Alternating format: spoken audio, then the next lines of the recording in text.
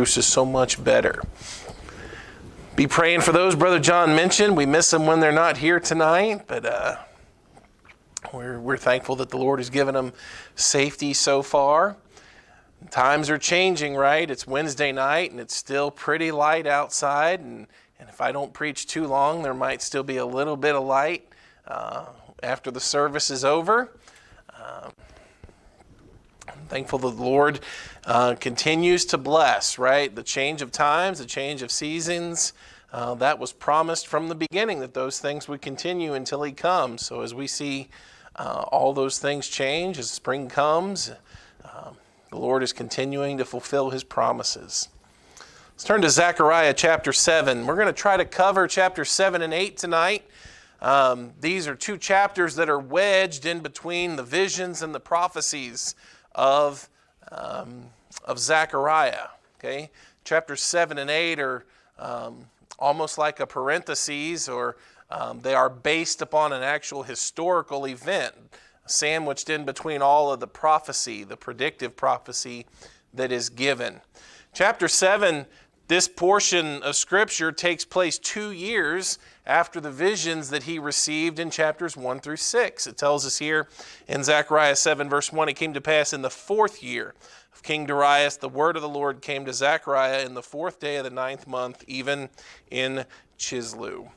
Okay, number one, the question on fasting. That's what this is about tonight. They come with a question on fasting. It appears here in verse number 2. It says, when they had sent unto the house of God Sherezer and Regem-Melech and their men to pray before the Lord and to speak to the priests which were in the house of the Lord of hosts and to the prophets, saying, should I weep in the 5th month, separating myself as I have done these so many years?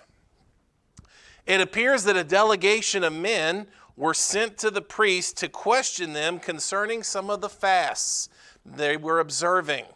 Now, during the Babylonian captivity, the Jews began to observe certain fasts which commemorated some of the tragic events that surrounded their captivity. Now, in chapter 8, in Zechariah chapter 8, verse 19, it mentions the fast of the 4th month, the fast of the 5th month, the fast of the 7th month, and the fast of the 10th month. It mentions 4 different fasts. Now, if you were to read 2 Kings chapter 25, you would recognize those same months are mentioned and commemorate events that happened during the captivity of Jerusalem. The fast of the 4th month, according to 2 Kings 25, marked the capture of Jerusalem. The fast of the 10th month marked the siege, the initial siege. The fast of the 5th month commemorated the destruction of Jerusalem, and the fast of the 7th month commemorated the murder of Gedaliah and other leaders. So 2 Kings 25 mentions the 4th, the 5th, the 7th, the 10th month, specific events as Nebuchadnezzar conquered Jerusalem. And it appears all these years later, they are still observing fasts and mourning and weepings in commemoration of these events. Now, what's ironic about that is what? They're not in captivity anymore. By the time Zechariah writes, the remnant of Jews has returned from that captivity. They are back in their land now. And so they send a delegation to the priests that are at the temple and like, hey, do we have to keep observing these fasts or what? Or how long? Verse number 3, should I weep in the 5th month, separating myself as I have done these so many years? It's been a lot of years. And they keep observing these fasts. And I don't know if they're tired of observing them or, we've been home for a while. Do we still have to keep doing these? Maybe there's some confusion around them. So they send to the priests, hey, do we have to keep doing this? And that's kind of how the chapter 7 and 8 are introduced to us. They're introduced by this question, this delegation of men that go to question, do we have to keep doing this? Now, number 2, let's talk about the answer from God, because that's going to encompass most of chapters 7 and 8. The answer from the Lord. God's answer to the question actually comes in several different parts. First of all, God calls out the men on the hypocrisy of their fasting. Let's look at verse 4, Zechariah chapter 7, verse 4. The question's been asked. So verse 4 says, Then came the word of the Lord of hosts unto me, saying, Well, speak unto all the people of the land and to the priests, saying, When ye fasted in the 5th and 7th month, even those 70 years, did ye at all fast unto me, even to me? And when ye did eat and when ye did drink, did ye not eat for yourselves and drink for yourselves? So God initially, his first reply to them is to call them out for their hypocrisy. He's like, you're asking questions about fasts and whether or not we need to keep doing these fastings and these mournings and these weepings. The Lord's like, in all the time that you've been doing this, why were you doing it? Were you even doing it for me? Or were you really doing it for yourselves? They were doing it for themselves, it tells us there in verse 6. God never told them to observe these fasts. But even when they did observe them, it wasn't for anyone but themselves. The Jews had fallen into a snare that a lot of people fall into. We can be guilty of falling into this. But God has told us and explained, and we've talked about it many times, that rituals and habits and routines and empty religion is not particularly what he is looking for. There's nothing wrong with fasting. There's nothing wrong with weeping. There's nothing wrong with the commemoration of a tragic event so that it stays fresh in your mind. But the Lord didn't ask them to do this. And so when they come to the Lord, or they come to the priest, they come to the temple, they've obviously, if they're questioning the priest, they have invested a lot of religious emphasis on what they're doing. The Lord says, but you weren't doing that for me. I didn't tell you to do that. And when you did all these things, you were doing those things for yourselves. It is often a good question to ask ourselves, why are we doing what we're doing? It may be that some of these men don't even remember all the details. Maybe some of these men were not around when the captivity happened those 70 years ago. Maybe it's some younger men that this has just been their habit. This has been what they've done their whole life. They don't know any different. Maybe they don't know any better. It's a good question to ask ourselves, why? It's very easy for us to fill our lives with things that look to be religious. And there's nothing wrong with those things. The Bible talks about the Pharisees. And when the Lord talked about the Pharisees, he was always quick to point out the why. Here they pray standing in the streets, and they use vain repetitions to be seen of men. Boy, there's nothing wrong with praying. Prayer is an important part of a godly life. But these guys pray so that they can be seen. There's nothing wrong with giving alms. There's nothing wrong with contributing financially to the work of the Lord so that it can continue. That's a good thing. We practice that. But he spoke about those that gave alms, in an attempt to keep the work of the Lord going on, or an attempt to help with the poor that were in and around the area. And they do it to be seen of men. The question is, why? Do we ever take time to stop and think, why are we doing what we're doing? In the book of Mark, I am going to turn to this one. And we could have read some of those passages from Matthew chapter 6, Matthew chapter 23. Jesus was often very rough on the Pharisees that filled their lives with much religious activity. And a lot of times it was stuff God didn't even ask them to do anyway. You remember the Pharisee that stood as Jesus gave his parable, and he stood in the temple and prayed thus with himself, Lord, I thank thee that I'm not as other men are, and I fast twice in the week, and I tithe on all of this stuff. And do you remember in the Old Testament where God told him to fast twice in the week? I don't, because it's not there. There's no specific place where they were required to fast twice in the week, and they tithe mint, anise, and cumin, and all of these things. And there's a lot of stuff that they had done filled their life with activity that looked religious, and yet oftentimes left the weightier matters of the law unfulfilled.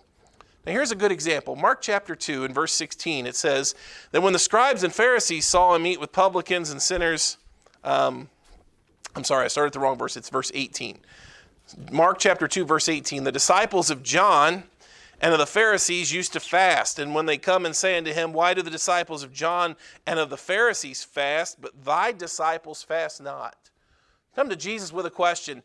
The Pharisees fast and the disciples of John fast, and those are obviously good things. There's nothing wrong with fasting. That can actually be a very spiritual or religious activity. If fasting is a good thing, why don't the disciples of Jesus fast? Well, what's the answer in verse 19? Jesus said unto them, can the children of the bride chamber fast while the bridegroom is with them? In other words, I'm going to paraphrase this for you. When they say, hey, if the Pharisees fast and the disciples of John fast, why don't the disciples of Jesus fast? And here's Jesus' answer. Why would they? The bridegroom is with them. Now the day will come when there'll be a time for fasting, when the bridegroom is taken away. He speaks about this in the later verses. Sure, the time of fasting will be then, but now's not the time for fasting. It's just interesting that when they said, hey, why don't your disciples fast? Jesus could turn it right back around on them and say, well, why would they? You know, fasting generally needs a reason. There's not any real benefit, spiritually to just fasting just to be fasting. The idea of withdrawing from the physical, from the consumption of food, to allow your body to endure that, so that in those times of the feeling of physical need, you can spend that time focused in prayer. That's well and that's good. There needs to be that reason, though. Nobody fasts for no reason. There has to be a reason. If you're fasting and you don't know why, if you come to the priest and after 70 years, hey, how long do we have to keep doing this?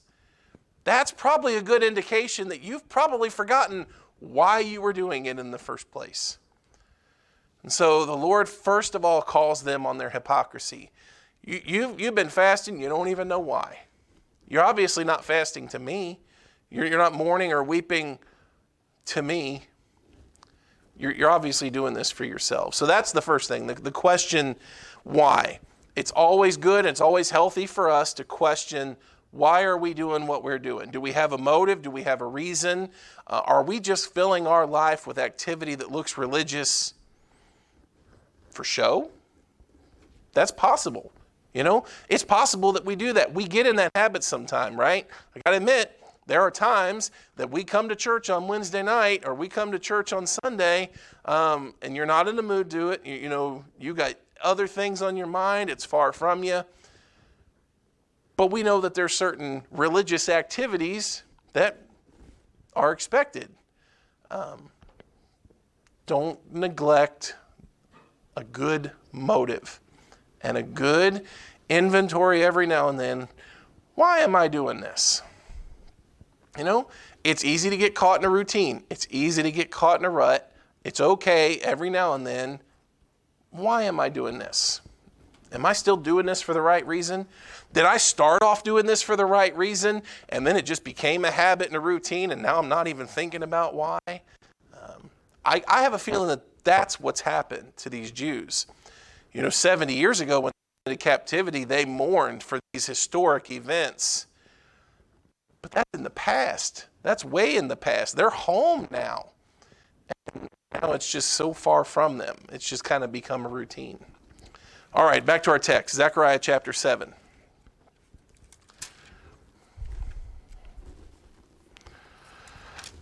The second thing God is going to do here is he's going to point out some of the reasons that they were judged and sent into captivity in the first place. Okay? Zechariah chapter 7, verse 8, it says, and the word of the Lord came unto Zechariah, saying, thus speaketh the Lord of hosts, saying, execute true judgment And show mercy and compassions every man to his brother, and oppress not the widow, nor the fatherless, the stranger, nor the poor, and let none of you imagine evil against his brother in your heart. But they refused to hearken. They pulled away the shoulder and stopped their ears that they should not hear. Yea, they made their hearts as an adamant stone, lest they should hear the law and the words which the Lord of hosts had sent in his spirit by the former prophets. Therefore came a great wrath from the Lord of hosts. Therefore it has come to pass that as he cried and they would not hear, so they cried and I would not hear, saith the Lord of hosts. But I scattered them with a whirlwind among the nations whom they knew not. Thus the land was desolate after them, and no man passed through nor returned, for they laid the pleasant land desolate. God called his people to practice what? Verse 9, justice, mercy, and compassion.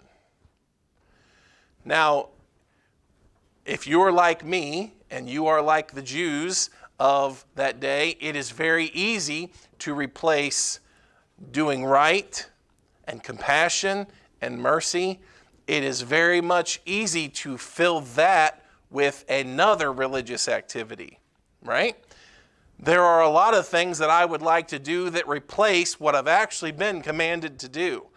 God didn't command them to fast.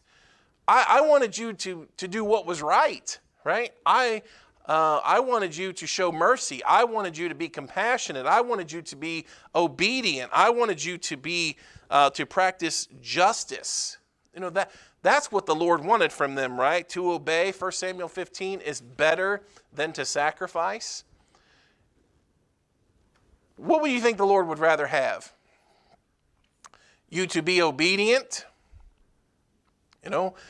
and to practice that which is right, to be just, to be honest, to be merciful, to be compassionate, or, well, I don't want to do those things, but I'll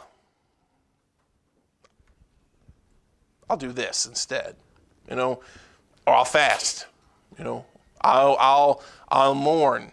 I'll find some historic event to commemorate and really focus on that. Lord, you're doing things I didn't ask you to do. This is what I wanted you to do. You didn't do those things. That's why you went into captivity, okay?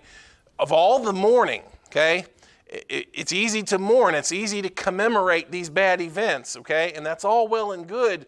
But in commemorating the bad events, don't forget why those things happened, okay? I don't want you to mourn over Jerusalem being burned. I want you to mourn over what caused Jerusalem to be burned. I sent prophets to you, and you didn't listen to them. And I warned you, and I sent prophets again to warn you, and you didn't listen to them. And eventually that resulted in judgment and captivity. You're really focused on that part of it. You're really focused on the judgment. You're really focused on the bad things that happened. You're less focused on what actually brought those things. Don't lose sight of that, right? There are times that the judgment or conviction falls or chastisement falls, and it's easy for us to focus on those things. Boy, this happened, and boy, that was a bad deal. That was a bad day. I never want to forget what happened that day. The Lord's telling them, don't forget what happened to cause that day. Okay? That's the difference. Okay? Jerusalem was judged. Okay? And all of the feasts, or all the fasts, I want to make sure I use the right word. The tragic events that they are commemorating, they were very much tragic events. Jerusalem was burned. They assassinated the leaders. They burned the temple down. They burned the royal palace down. Those were all tragic events. But in commemorating those things that happened, there was a forgetfulness of what actually led up to those things. Okay? Those things did not just happen because, God got mad one day and sent a fiery judgment upon Jerusalem, and we got to commemorate that day. Well, no, those things happened because God had sent prophet after prophet to you. He had warned you about your disobedience, your lack of judgment and lack of justice, all of those things, and you didn't think about those things. You rejected the former prophets. You turned away your shoulder, and you made your heart rock hard. That's what the Lord is bringing their attention back to. Okay? What happened to Jerusalem and what happened in the captivity was terrible. There's no understating that. But don't forget why it happened. Because if you'll remember why it happened, that's what you should think of. Because if you'll rectify those things, you can avoid this happening again, right? And that's what he's going to talk about in chapter 8. Again, the word of the Lord of hosts came to me, saying, Thus saith the Lord of hosts, I was jealous for Zion with great jealousy, and I was jealous for her with great fury. Thus saith the Lord, I am returned unto Zion, and will dwell in the midst of Jerusalem. And Jerusalem shall be called a city of truth, and the mountain of the Lord of hosts, the holy mountain. Thus saith the Lord of hosts, there shall yet old men and old women dwell in the streets of Jerusalem, and every man with a staff in his hand for very age. And the streets of the city shall be full of boys and girls playing in the streets thereof. You see, now that God has punished Israel, now he plans to restore her. He's brought her back from the captivity. He plans to allow them to rebuild their temple. He's going to restore them to their land. There's an immediate and then a further reaching fulfillment of this in the future. But notice what it says in verse 6, Thus saith the Lord of hosts, if it be marvelous in the eyes of the remnant of this people in these days, should it also be marvelous in mine eyes? These promises probably seemed incredible to a small remnant, but not to God. You know, they're commemorating a tragic event, and God's looking at everything big picture. He sees the why. He sees the remedy. He sees the aftermath. He sees what comes after. You know, if you want to be like those Jews that just focused on the fasting and the mourning and the weeping and all of those things that happened in the past, the Lord's like, I've already started the process of bringing you back. I've already started the process of your restoration. In verse 8, and I'll bring them. They shall dwell in the midst of Jerusalem, and they shall be my people, and I will be their God in truth and in righteousness. Thus saith the Lord of hosts, let your hands be strong. Ye that hear in these days these words by the mouth of the prophets, which are in the day of the foundation of the house of the Lord of hosts was laid, that the temple might be built. For before these days there was no hire for man, nor any hire for beast, neither is there any peace to him that went out or came in because of the affliction. For I set all men every one against his neighbor. But now I will not be unto the residue of this people as in the former days, saith the Lord of hosts. For the seed shall be prosperous, the vine shall give her fruit, the ground shall give her increase, and the heavens shall give their due, and I'll cause the remnant of this people to possess all these things. And it shall come to pass that as ye were a curse among the heathen, O house of Israel, O house of Judah and house of Israel, so will I save you, and ye shall be a blessing. Fear not, but let your hands be strong. For thus saith the Lord of hosts, as I thought to punish you, when your fathers provoked me to wrath, saith the Lord of hosts, and I repented not, so again have I thought in these days to do dwell unto Jerusalem and to the house of Judah. Fear ye not. The question, how long do we have to keep doing this? They had lost all sense of real focus, right? In the ritualism, in the habit, the Lord, you don't even know why you were doing it because you weren't doing it for me. And you're not remembering why all of those things happened in the first place. And you're not even focused on how I've already started to work in this situation and bring you back. You can't even see, you're still focused so much on that. Those days are gone. Those days are in the past. He mentions there that just as he had thought to punish them in verse 14, so verse 15 again, I have thought in these days to do well unto Jerusalem and to the house of Judah. Fear ye not. What are you focused on?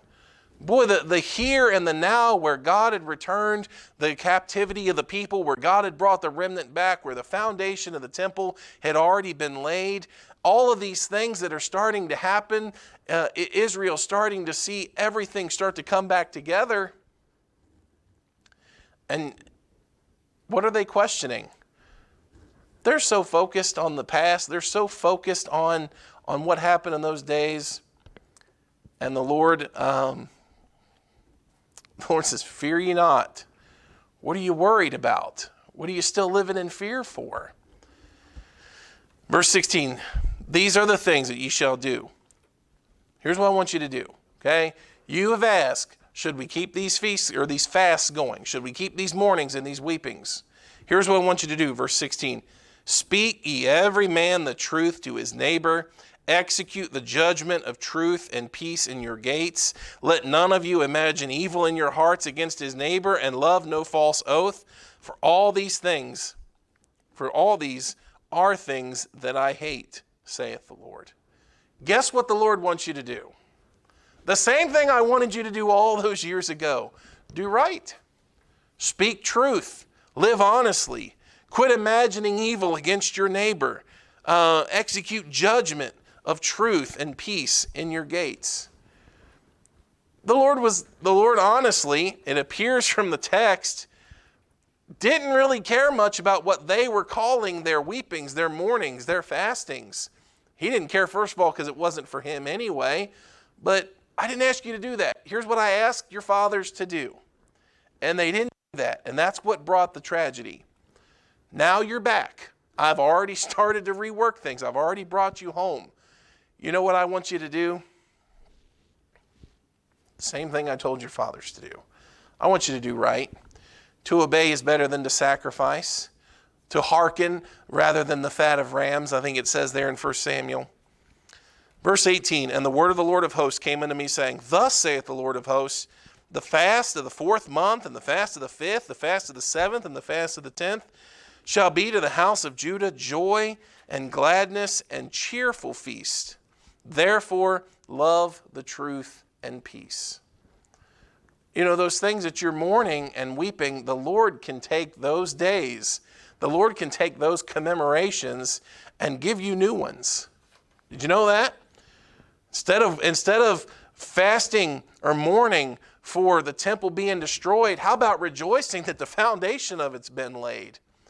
For the palace that was burnt, for the city and the houses that were burnt and destroyed in 2 Kings 25, how about a commemoration and rejoicing that God brought the captivity home, that Jerusalem is now being dwelled in again? God can turn all of those fasts, God can turn all of those commemorations of tragedy into commemorations of something joyful and great.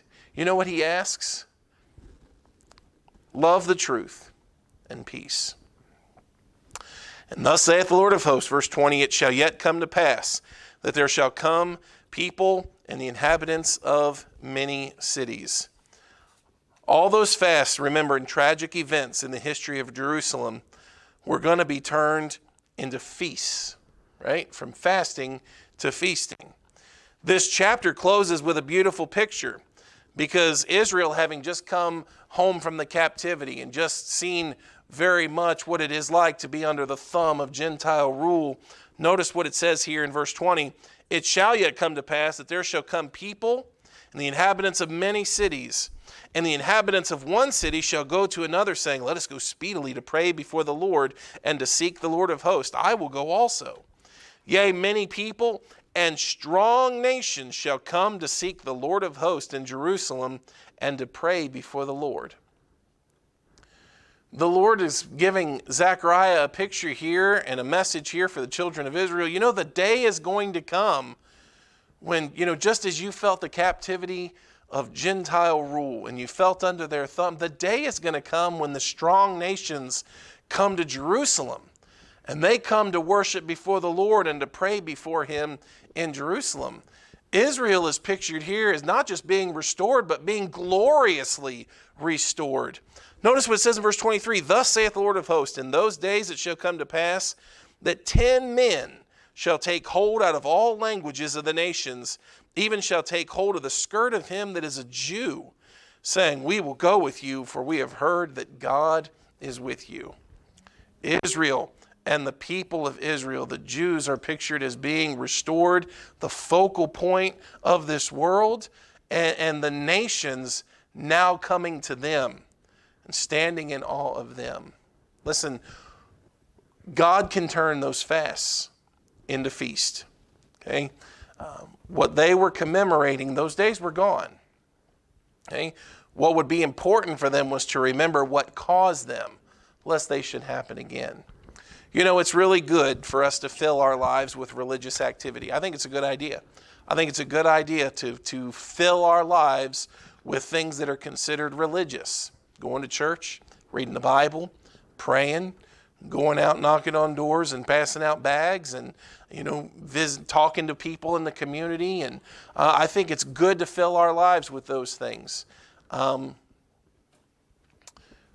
got to be a why. There's got to be a motive, right? We do not want to fill our lives with rituals, things that we do and we just get accustomed to doing them and not remembering why. Can you imagine being a priest in the temple and Zechariah and Haggai have come, and they have come with strong messages about, hey guys, we got to get back to work. We got to get this temple built, and the work finally starting to get back on track, and they're building, and everything's starting to come together. And you get these group of guys that come up.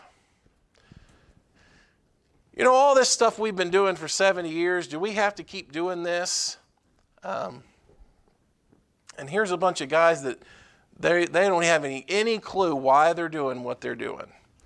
They know that they're commemorating some tragic events, but they don't have any idea why. They don't even have any idea. God never told them to do that. They just had been doing it. Don't forget why. And if you need to every now and then, ask yourself why. That's okay. Why am I doing this? Just take a look at the guy that's in the mirror, and you know what? I think I'm doing right things. I think I'm filling my life with the right kind of activity, but something feels stale and something feels crusty about it. Maybe it's just become a habit. I'm not saying to quit doing the things. I'm saying to, let a pure motive, let a good reasoning, let a good why be the driving force on those things, okay? The Lord gave them 3 really, really good answers there, right? I didn't tell you to do that. You're not doing that for me. Don't forget what caused that in the first place so that it doesn't happen again. And then, Lord says, you're so focused on that stuff back there, and you're missing that I've already begun to restore you and bring you back, and you are missing what I'm doing right now. We don't want to get so lost in things gone by that we neglect to be active and that we miss what's going on in the present. Okay? Listen, I can't do anything about what happened 70 years ago. And to be honest, to weep and to mourn and to fast over what happened 70 years ago, that's not really beneficial anyway. What would be beneficial to me is if there was a tragedy that happened, what caused it? Can I stop it from happening again? And to get back involved in the current work with a good motive. That's it. Father, we're thankful to come tonight. We appreciate your blessing on us as we study your word.